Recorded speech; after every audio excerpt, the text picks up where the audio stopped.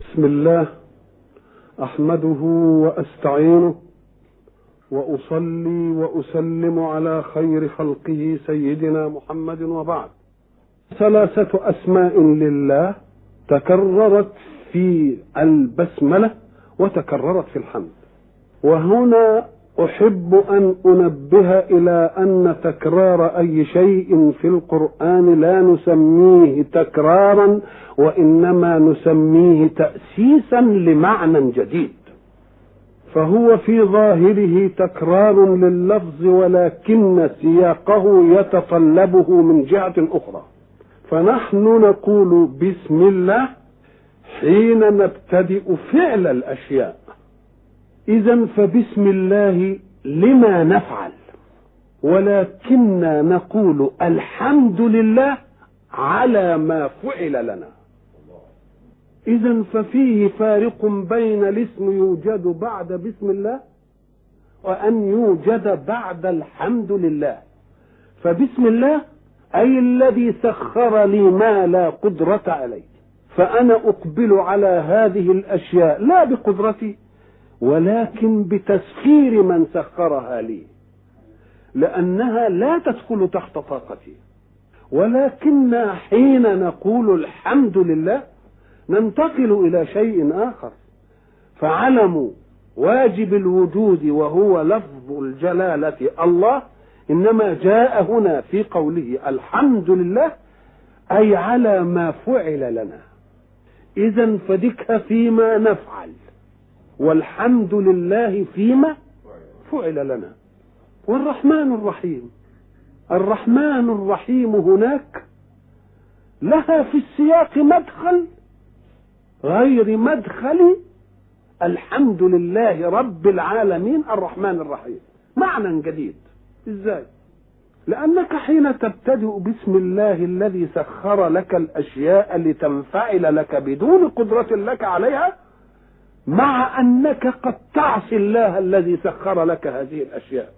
وربما استحى واحد أن يقبل على الأشياء التي سخرها الله له وهو عاصيه، فهو يطمئنك ويقول أقبل باسمي ولا تخف، وإن كنت قد عصيتني لأني رحمن رحيم. فأزال وحشتك من المعصية حين تقبل على ما سخر الله لك. ولكن في قوله الحمد لله رب العالمين الرحمن الرحيم مذاق آخر. ما هو المذاق؟ زاد هنا رب العالمين، مش موجودة في التسمية، لأن هنا الحمد على ما فعل لك، وفعل لك لتربيتك، إيجاد من عدم وإمداد من عدم. والتربية كما نعلم تعني السيادة، والسيادة تعني السيطرة والملكية.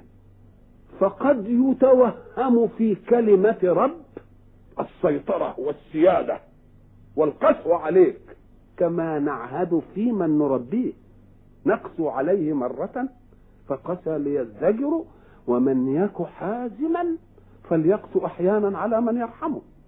فليزيح من نفسك أن الربوبية من الله ربوبية فيها قسوة تناسب السيطرة في التربية، يقول لك لا، إنها ربوبية أيضا ولكنها فيها رحمانية وفيها رحيمية. يبقى هنا مذاق إيه؟ مذاق آخر. ثم انتهينا إلى أن الحمد الانفعال، ومعنى الانفعال تستقبل الأشياء بفكرك، ثم تستقر في وجدانك وفي قلبك عقائد. ومعنى عقائد تعقد عقدا لا يحل، بحيث كما قلنا لا تطفو لتناقش في الذهن من جديد، معقودة، ثم تشع في كل جوارحك إشعاع اليقين. لأن ما دمت تحمد فالحمد على النعمة، والنعمة ليست لعقلك فقط، والنعمة ليست لقلبك فقط، بل النعمة لكل كيانك. فما دامت النعمة لكل كيانك والشكر على النعمة، يبقى كل ما يتمتع بالنعمة لا بد أن ينفعل بالحمد والثناء. وهذا هو معنى الذي قلنا تقشعر جلودهم. مش المسألة بس في القلب الإحساسي، لا، ينضح القلب الإحساسي على كل الجوارح. وقلنا ثم تتسع الدائرة. حين تتسع الدائرة من جوارحك وكيانك وذاتك إلى خارجك، تكون حركة الحياة حولك منفعلة بما استقر في ذهنك واستقر في عقيدتك على منهج الله.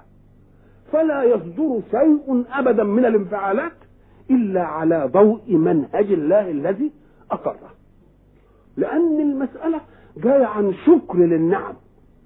لما إشعاعات قلبي الحمدية تشيع على جوارحي كلها، وجوارحي تشيع على حركة أعمال البعيدة عني، فيبقى لي دائرة من الإشعاعات، وغيري من إخوان المؤمنين له دائرة من الإشعاعات.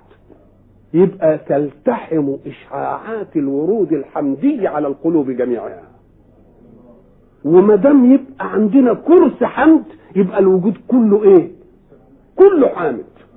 حين يشغل الوجود كله بالحمد لا يجد الله كفاء له إلا أن يزيده تصديقا لوعده لئن شكرتم لأزيدنكم. هنا في الحمد قلنا إن مستوجباته إما الفضائل في الذات، شيء فاضل في ذاته فبيستحق أن تحمده، وشيء له فضائل عليك، فللذات الحمد لله ذاته تستحق أن تحمد. لأنك أنت لما بتشوف واحد فنان يعمل أي حاجة بتنبسط منه وتقعد تلهج بالثناء عليه، وإن لم يعد عليك شيء إلا أنك أنت أعجبت بالعبقرية بتاعته اللي أنتجت. فربنا لأنه بديع السماوات والأرض كان يستحق أن يلتفت إليه خلقه بالإعجاب والتسبيح والتحميد، لأنه أبدع شيئا على غير مثال. يبقى ذاته تستحق وإن لم ينلني منها، فكيف إذا نالني منها شيء بسيال الربوبية؟ يبقى حاجة تانية. رب العالم ويطمئن بيقول لي إياك أن يخطر ببالك أن عالما من العوالم التي تخدمك سينكس عن خدمتك. ليه؟ لأن ناسيته بإيدي وأنا ربه، ملوش رب تاني عشان يعصيه عليك. فاطمئن إلى أني رب لكل العالم، ما فيش رب هيعصي، ما فيش هناك. إذا لذهب كل إله بما خلق ولا على بعضهم على بعض. إذا دي تطمينات أيضا. وبعدين نقول وهي رحمن ورحيم، مش ربوبية جبروت. وما كنتش بقى تيجي بالرغب لا للذات ولا للنعم السابقة ولا للنعم الحالية ولا للنعم التي تنتظرك بالرحمانية والرحيمية، يبقى خاف مني بقى لأني مالك يوم الدين. يبقى يا رغب يا رهب يا رغب يا رهب. حين يستحضر الحق ذاته بكل هذه الصفات اللي فيها فضائل الألوهية وفواضل الربوبية والرحمانية والرهبة في قوله مالك يوم الدين، يبقى إذن هذا الإله علمنا أن هذه المقدمات مقدمات الحمد الأول ودي حيثياته، ولكن هذه الحيثيات ستعطي شيئا جديدا تبقى هي نتيجة للحمد، لكنها تعطي مقدمة لشيء آخر، أن الإله الغيب أصبح بكل هذه الصفات والأسماء حاضرا لديك.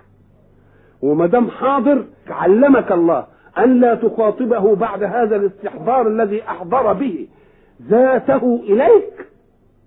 الله ورب العالمين والرحمن والرحيم ومالك يوم الدين كلها غيبة. كان يقول إيه القياس؟ يقول إياه نعبد، لكن قال إياك، يبقى نقلوا منين؟ نقلوا من غيبة إلى أنه بقى إيه؟ بقى حاضر. ومدام بقى حاضر يبقى يخاطب بالكاف إياك، أكن كنت غيب يا رب وجبت لنا الأسماء دي فأصبحت إيه؟ حاضر. يبقى نخاطبك خطاب ايه؟ اياك نعبد. قلنا اياك نعبد دي كان يقدر يقول نعبدك. انا قلت لكم ان ساعه ما نقول نعبدك يبقى لا يمنع ان تعطف عليه ونعبد فلانا ونعبد فلانا ونعبد فلانا. اعطيتك ما يمنعش انني اعطيت فلان وياك، انما اياك اعطيت يبقى ما فيش حد خد الا انت. يبقى معنى اياك نعبد يعني ايه؟ لا نعبد الا انت، لا نعبده، ولذلك ما نعطيش عليها ابدا. ساعة ما تشوف المفعول مقدم كده اياك نعبد يبقى معناها افهم انها نعبدك ولا نعبد سواك. انما لو قلت نعبدك قد تعطف عليها وتقول ونعبد فلان وفلان وفلان وفلان، ما يمنعش العطف. اذا فاياك نعبد منعت ايه؟ ادت التخصيص بالعباده، التخصيص بالعباده. حين يخصص الله نفسه بالعباده نقول طب العباده دي ايه هي العباده اللي انت عايزها منا؟ ماذا تريد؟ انت اعطيت، فما مطلوبك من خلقك؟ مطلوب ايه من خلقك؟ قال لك مطلوب من خلقي هو مطلوب كل صانع ماهر في ان يرى له صنعة تعجب. ولذلك ربنا ما جعلش المواهب كلها حرفية. في مواهب بيسموها مواهب الهواة. الهواة يعني ايه؟ اللي عنده موهبة في شيء كده انما ما عملهاش حرفة يوم ياخدها هاوي، يعني مش عايزها. هاوي يعني ايه؟ عايز يطلع حاجة جميلة، نفسه يطلع حاجة جميلة.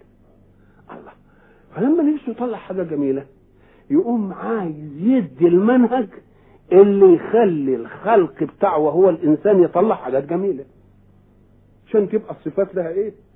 ده كلام طيب.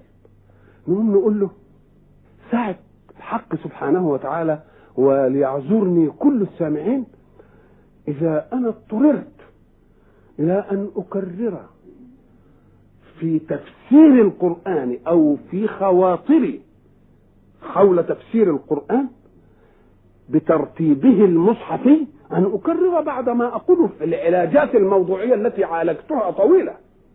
فليس معنى أنني أتعرض لشيء أقول لا أنا قلت ذلك في كذا، ذلك قول موضوعي في موضوع نتحدث عنه، ولكننا الآن نتكلم في الأم، فلا يصح أن نفوت في الأم ما جئنا به في الموضوعات التي تفرعت عن الأم. ما يمكنش نقول هنتكلم في نعبد يعني ايه؟ معنى نعبد يعني ايه؟ نقول له والله نشوف علة كل شيء او سببه. نيجي نقول قول الله وما خلقت الجن والانس الا ليعبدون. يبقى الله، يبقى علة الخلق ايه؟ العبادة.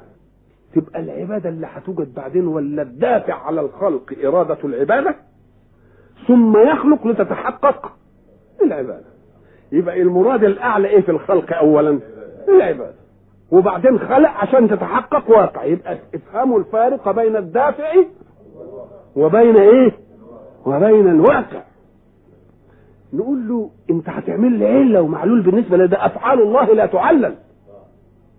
نقول له لا تعلل علة تعود عليه هو بالفائدة، ولكن تعلل علة تعود على غيره بالفائدة. يبقى هو خلق لنعبده، عبادتنا مش هتدي له حاجة، إنما عبادتنا عشان تسعدنا وتنظم حركتنا. يبقى لا مانع أن توجد العلة بس مش لله. يبقى أفعال الله لا تعلل علة تعود عليه، ولكنها علة تعود على المأمور. المأمور بالعبادة هو اللي العلة هتنفعه، وإلا فالله منزه عن العلة. يبقى هات بقى كده وما خلقت الجن والإنس إلا ليعبدون. إذا دي علة الخلق. طب معنى ذلك يا رب إنك بمجرد الخلق يعبدوك.